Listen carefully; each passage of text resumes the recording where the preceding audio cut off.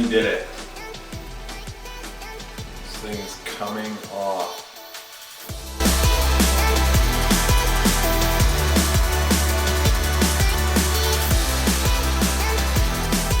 Just rock like this.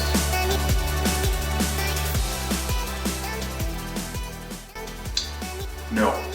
So when we started this, I was 292 pounds. So me shaving the mustache marks weight loss of 50 pounds. So halfway to the goal. Again, this is kind of silly, but for me this was just like a goal, and set one goal that if I got to 50 pounds, this is something I could take off.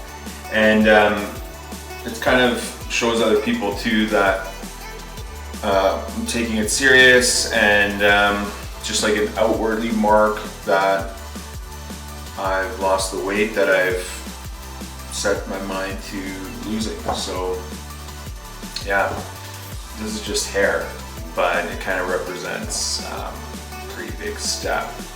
Halfway mark. I have to start thinking about kind of the next step after this, but we'll come up with another goal.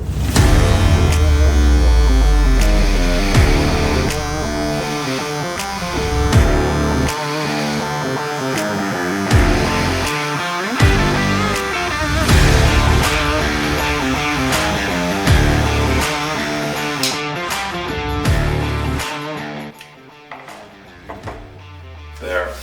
So this is my face without the mustache.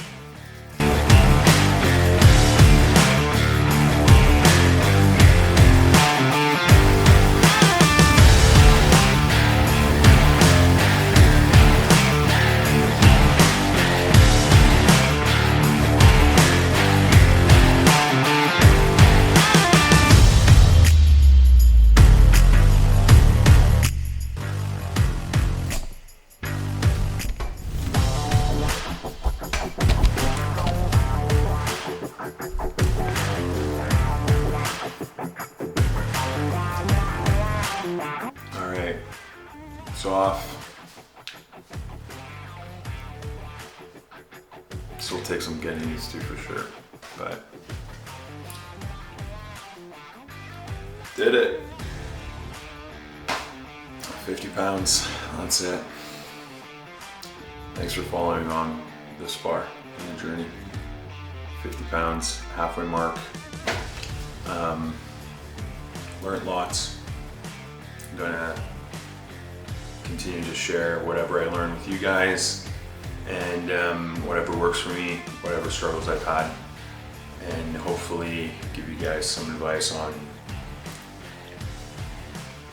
how to do things better. Let me know how your guys' journey is coming along. I'm excited to hear from you guys, and knowing that we're not in this alone, but that we're in this together is always good. So 50 pounds down.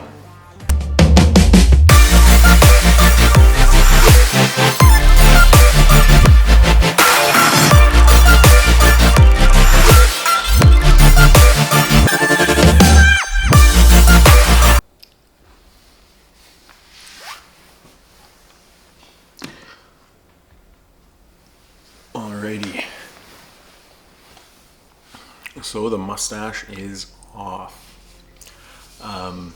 This is my face without the mustache. Now you know why I had it for so long and why I have to wear a mask at work. But it's vacation. I got a week off. I was really hoping to work more than I am. But on the flip side, that means healthcare is doing a little bit better, at least in our department, so that's good. My friend Devin, who's one of the founders of Anchor Down, Lucian, no. one of his favorite Bible stories is the story of Gideon. The story of Gideon is God taking someone who doesn't feel ready, who is afraid, but using him to really do great things and set his people free. And this is kind of a common story in the Bible, at least. You know, you see that with Moses and Gideon and all kinds of different people. But the story of Gideon is quite interesting, because when God first calls him, his father actually has this altar to another god. And one of the first things that God asks him to do is tear down the altar. And now, because this is my channel, I relate everything back to weight loss. And it's funny, it's like reading the Bible through the eyes of weight loss. It's just the idea that I think before we started this journey, there was different quote unquote altars that we had established in our lives that need some tearing down before we can really embrace what this life, what our actual life is supposed to be like. Just tearing down those old altars, those old ideas of who you used to be, the person living in comfort, the person who was procrastinating weight loss, the person who was sedentary and didn't want to move, you know, the person who, you know, would rather live a life of depression, you know, unhappiness. And these are all things that, you know, well, they come with obesity, right? They come with being just bigger. Tear down those altars and build up a new one. And this new altar that you build is going to be the altar of who you want to be, who God wants you to be, who He truly wants you to be. And that's someone who's healthy, that's someone who's active, that's someone who's mentally sound, someone, you know, and it's like you fill in the blank. You know, it's one of these things that I always want to tell people that, you know, follow me on Instagram or on my subscribers on YouTube is, don't keep this journey to yourself. Be an inspiration for other people. People are looking at you. It's like people are watching the altar that you're building in your life, and make sure it's one that other people can aspire to. You know, make sure it's one that motivates people. And so it's interesting when Gideon first pulls down that altar, and the people of the town, they come and they demand his death. You know, which is wild. But it's all, for me, it symbolizes the fact that this journey that you're going on will not be without sacrifice. And so for this week's video, this week's message to you guys is that this weight loss journey is going to come with its fair share of suffering. Speaking of suffering, though, this guy wants to go for a walk, and it is currently -20 outside, and we're going to do it anyways, just because he loves it and he needs it. Should we go? Let's go for a walk, buddy. Yeah.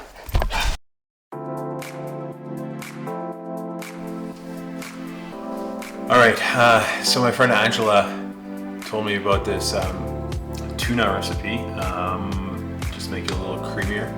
Not a big fan of dry tuna, and I would mix it with salsa, but this time we're going to try it with green onion, dill, some chives. I'm going to add in a bit of dash seasoning, and Greek yogurt, and then the tuna. So we're gonna have a look and see how this turns out.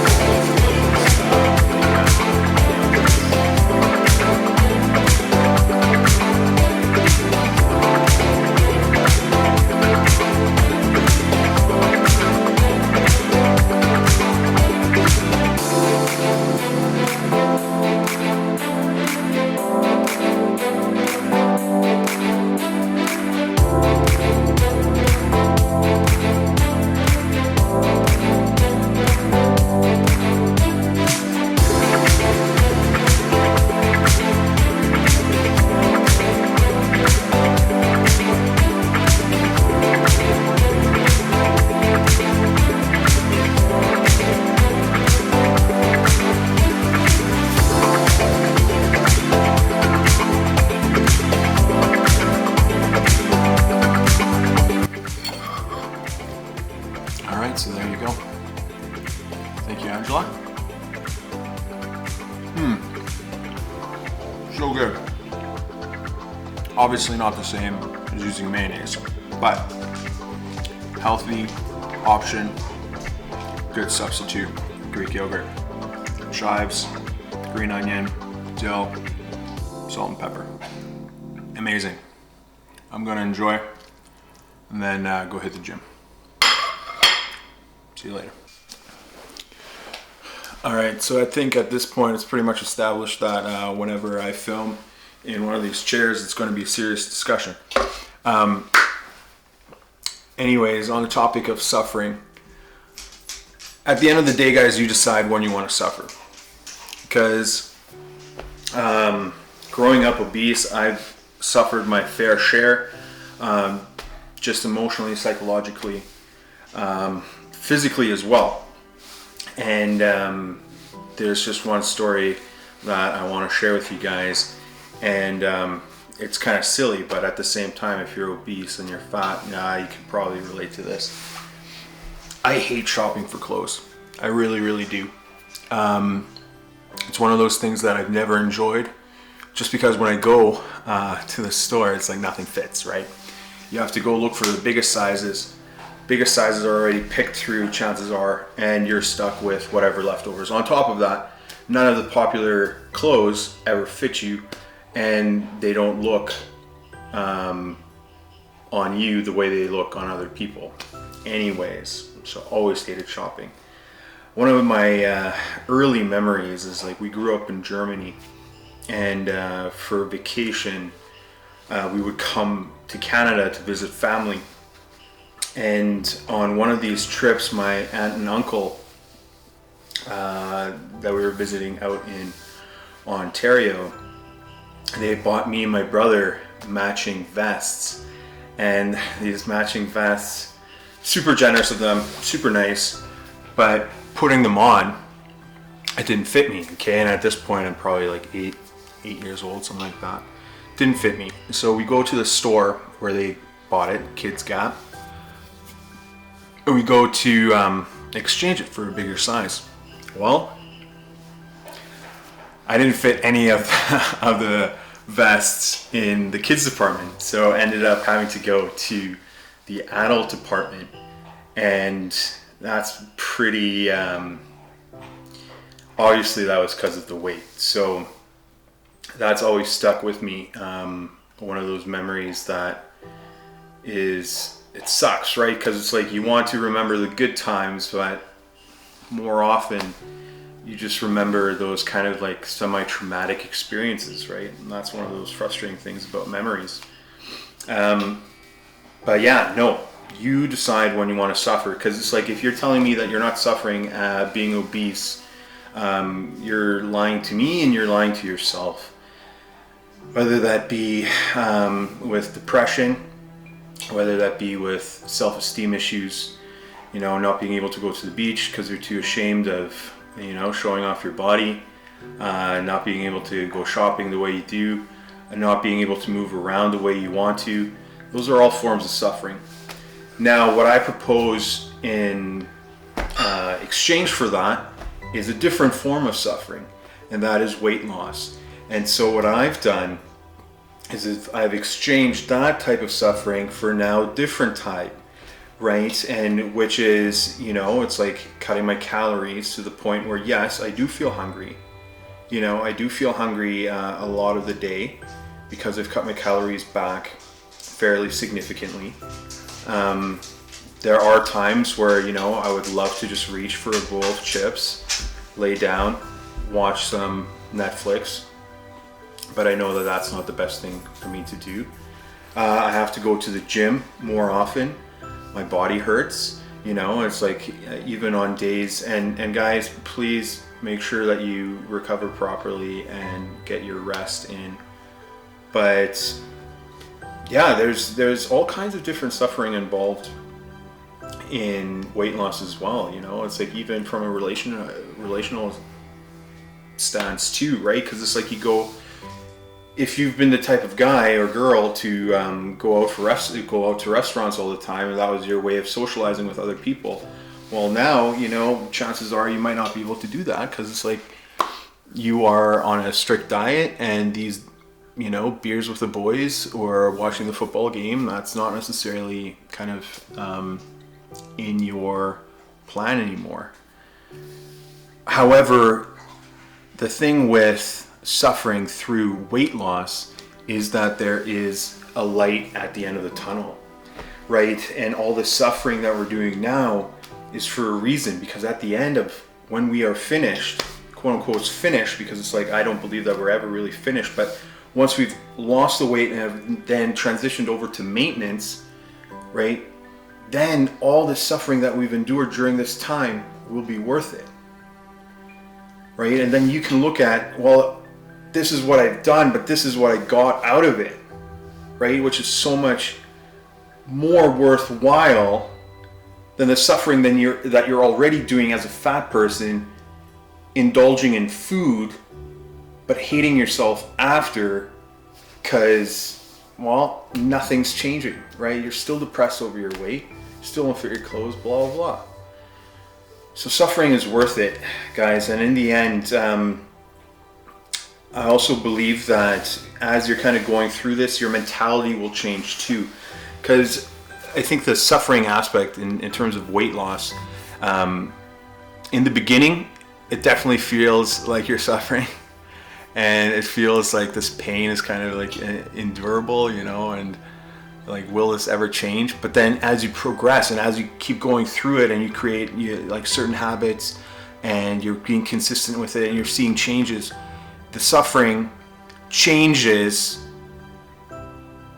like psychologically it changes into something that you then start enjoying, to the point where it's like the other day I was thinking to myself, man, it's like I haven't felt like really, really hungry in a long time, and I kind of miss it, because it's like those times where I was hungry, that's when I felt like it's like, man, it's like I'm actually doing something, or it's like even in the gym, and it's like your muscles are hurting and it's like your body's in pain, but it's like those are the times now that I crave, because that's when I know that I'm doing something that's actually working, it's like I'm building that muscle, or it's like I'm losing that fat. So it's a mind switch again, guys, like where the suffering gets transformed into a tool that is making us better, and we start enjoying that. But then the other part of that is also a mental aspect, where I've recently gotten injured in the sense that I popped a hernia, umbilical, well, it's just slightly above my belly button, but that's a result of just being, fat and carrying kind of more intra-abdominal, having weak abs. But I've done that to myself, and those years of kind of gluttony, those years of like self-indulgence and not taking care of myself are slowly catching up with me, and so it's like that's something that I've done to myself. So if you're thinking at home, if you're thinking that I'm just going to procrastinate this weight loss journey, or I'm just going to remain the way I am, I'm going to remain obese and that's fine, you're wrong, because you're just postponing that suffering. You know, you're postponing that pain that will eventually come, whether that be physical and you needing to be hospitalized or needing surgery like me, or whether that just be at some point just a immense, you know, shame and regret over the life that you could have lived, you know. And so for me, it's like I do experience some shame, I do experience some regret about the fact that, yeah, I've let myself get to a certain level of weight, and it's now causing me bodily harm.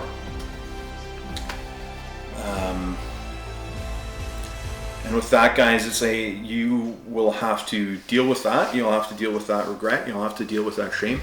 And you'll have to find a way of forgiving yourself for that and moving forward. And forgiveness is possible. And at the end of our journey of suffering through this temporary pain is a life full of joy, happiness, and physical activity. So it's worth it, guys. But in the end, you have to choose what path you take. Are you going to suffer now, or are you going to suffer later? And I'd recommend you do it now. It's worth it.